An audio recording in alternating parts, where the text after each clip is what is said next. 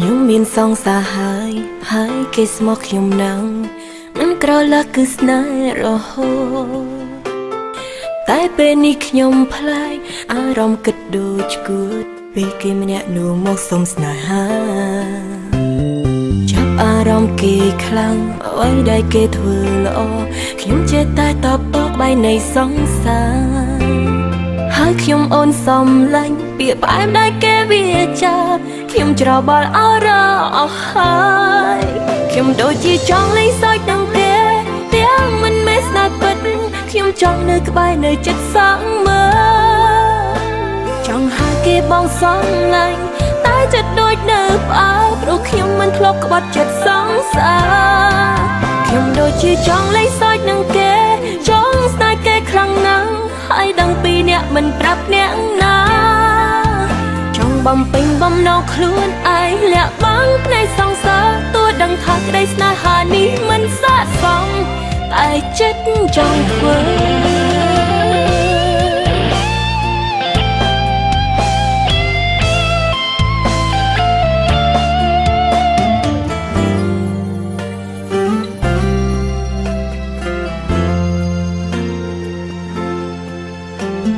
ខ្ញុំមានសង្សារ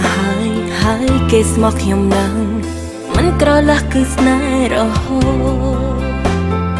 តែពេលនេះខ្ញុំផ្លាយអារម្មណ៍គិតដូចឈួតពេលម្នាក់នោះគេមកសុំស្នេហាចាប់អារម្មណ៍គេខ្លាំងអ្វីដែលគេធ្វើល្អខ្ញុំចេះតែតបក្បែរនៃសង្សារហើយខ្ញុំអូនសំឡាញ់ពាក្យផ្អែមដែលគេវាចាខ្ញុំច្របល់អរអស់ហើយខ្ញុំដូចជាចង់លេងសើចនឹងគេទាំងមិនមែនស្នេហ៍ពិតខ្ញុំចង់នៅក្បែរនៅចិត្តសងមើល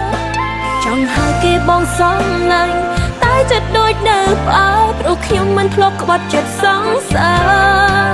ខ្ញុំដូចជាចង់លេងសើចនឹងគេចង់ស្នេហ៍គេខ្លាំងណាស់ហើយដឹងពីអ្នកមិនប្រាប់អ្នកណាចង់បំពេញបំណងខ្លួនឯងលាក់បាំងភ្នែកសងសើទោះដឹងថាក្តីស្នេហានេះមិនស័ក្តិសមតែចិត្តចង់ធ្វើ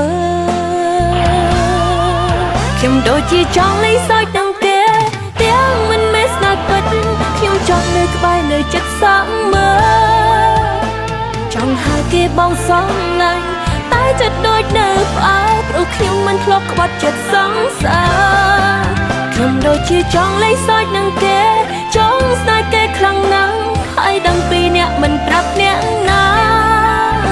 ចង់បំពេញបំណងខ្លួនឯងលាក់បាំងភ្នែកសងសើទោះដឹងថាក្តីស្នេហានេះមិនស័ក្តិសមតែចិត្តចង់ធ្វើ